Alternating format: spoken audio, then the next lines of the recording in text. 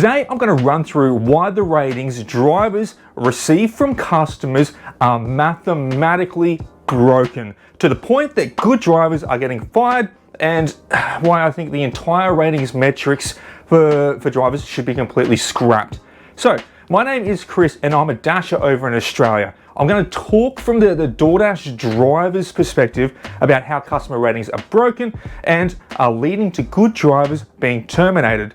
So, the ones who bring you your food fast and hot are getting fired, while the system allows the bottom-feeding scum of society to keep their jobs. You know, the ones that steal the food, the ones that leave it in the gutter, the ones that sit around for 40 minutes outside of McDonald's, collecting as many orders as they can in the boot of their car across multiple apps, and then dropping your food off as cold as a can of Coors. Cold like the Rockies, baby. So the reason I'm bringing this to light is because there is something fundamentally wrong here. Being a leader and voice in the gig driving community, I see drivers completely stressed out on their ratings. They have meltdowns in groups and forums, and I just want to show how this is broken. So DoorDash can do an overhaul to the deactivation criteria, and I want to try and give some solace to the good drivers so they understand it's not them, but a rating system that is broken at its foundations. Also, anyone from the gig tuber community, you have a green light to do a react video to this. So Pedro, Torsten, Hannibal, this is right up your alley, boys, because I know you can create a lot more noise about this than I can. And also want to hear your takes on this. So anyone else as well, aside from them three, if you want to jump in, do a react to this one, go for it. We got to pull this turd down and just call a piece of shit a piece of shit. So for the uninitiated, how do ratings work? So after a driver has completed a delivery, the customer can rate the driver between 1 and 5 stars, or just skip. The short and fast is that a driver below a 4.2 average rating are up for deactivation from the platform. So if you drop below 4.2, you're on a wagon on the way to execution with Ulfric Stormcloak from that Skyrim game, except instead of being the Dragonborn, you're just that first dude in the wagon who gets executed, which I think was Ulfric Stormborn. Anywho, you get your head cut off, you get executed and you're staring at the sky like, what the fuck just happened? So the breakdown for the maths is you multiply all your 5 stars by 5, or your 4 stars by 4, or your 3 stars by 3, 2 stars by 2, and 1 stars by 1. Then you add them all up and divide them by 100. Now, if you haven't done 100 deliveries yet, you divide the total by the number of deliveries you have done, and that gives you your average. So let's show you the break in the mathematics here.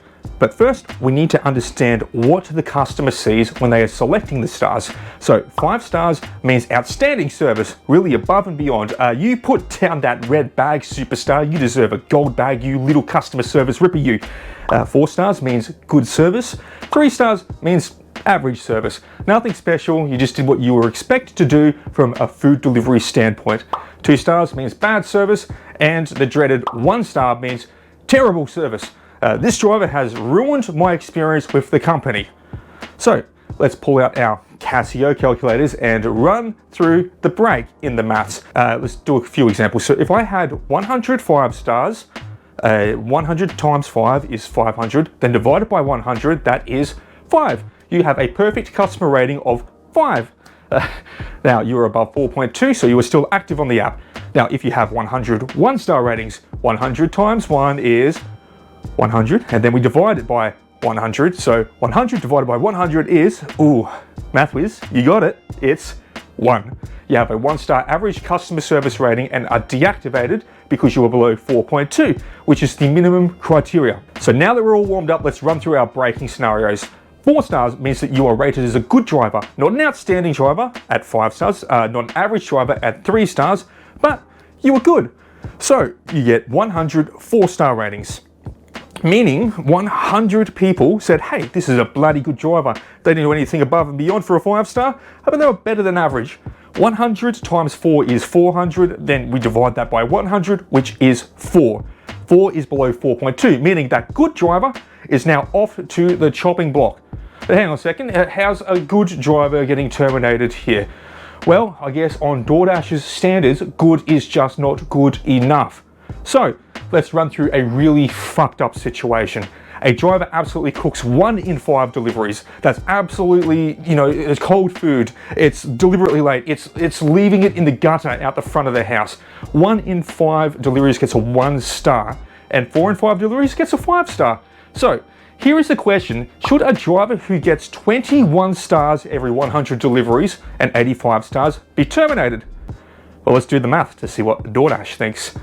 80 times 5 is 400, and then 20 times 1 is 20. Add them together and we get 420 divided by 100 is 4.2. And 4.2 is where they are still considered good enough to drive on the platform. The driver with 21 stars stays on board, while a driver getting 4 stars every single time, a good driver, gets deactivated. That's a broken system.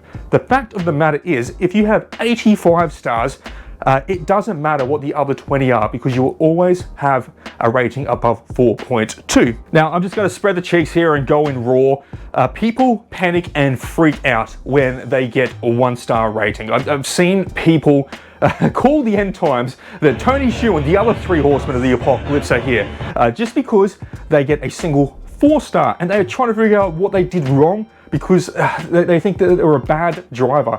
99 5-stars and they get a single 4-star, and they think they've done something terrible and fret out trying to figure out what it is. Some even go and contact customer support with DoorDash asking, why did I get a 4-star? What's wrong? That level of psychological control is powerful, and DoorDash has further and further refined it with psychologists and people hired from the gambling and gaming sector who really know how the human mind ticks. The approach they have taken is to not encourage people to try raise themselves up to a high rating, but to be fearful of dropping from the maximum rating. Now that is a real Machiavellian approach from their CEO, Tony Hsiu. It's better to be feared than loved if you cannot be both. I give them $10,000 to show my love, and they mock me. If they will not learn to love me, they will learn to fear me. The large order program requires a customer to have a rating of 4.7. The top dasher program requires a rating of 4.5, and priority access, or the diamond program, requires a rating of 4.5 from the customer. So, as an idea of how effortless it is to qualify for the highest rating program, the large order program, if you have 93 5-stars and 7 1-stars, you would qualify coming in at an average rating of 4.72. For the top dasher program and priority order program, all you need is 88 5-star ratings and 12 1-star ratings, and you'll come in at 4.52, qualifying for both. Yeah, that's right. If you're a top dasher, you can be providing terrible service, getting 1 star on 10% of your deliveries, and still be considered the cream of the crop. So, look at your ratings. Do you have anywhere close to 7 1-star ratings? Because if you don't, chances are you'll qualify for their highest order program. Now, the reason why I wanted to do this video is to try raise some awareness around the extremes that are required to become deactivated from ratings. Let alone how much leeway you have before you're falling out of their top performance programs.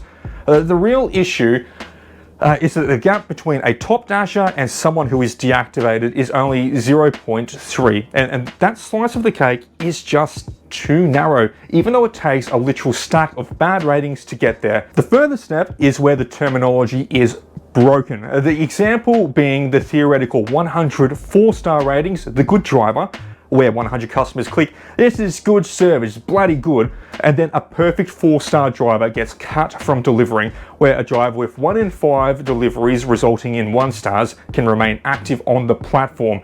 Now, I personally think ratings should be scrapped from the driver visibility and have no bearing whatsoever on deactivation, and have no bearing on any requirements for the driving programs like the large order program or top dasher. Now, if DoorDash wants it for their internal metrics to get a vibe for how customers feel about their drivers, sure, keep it, but keep it in the customer app and don't let us drivers see it or let it have any impact on how we work. Because let's face the honest truth. The vast majority of people who give out a 1-star are just miserable fucking clowns who hit the 1-star rating and then immediately contact DoorDash trying to scam free credits while they sit there eating their hot meal that was quickly delivered. This isn't a reflection of how the driver is.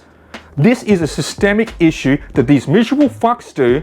Click 1 star and complain for a free meal regardless of what that driver did. So scrap it, get rid of it, get rid of ratings for drivers from the customers. Look, if drivers do slow or late deliveries, then let the flags for extremely late delivery contract violations cull the herd.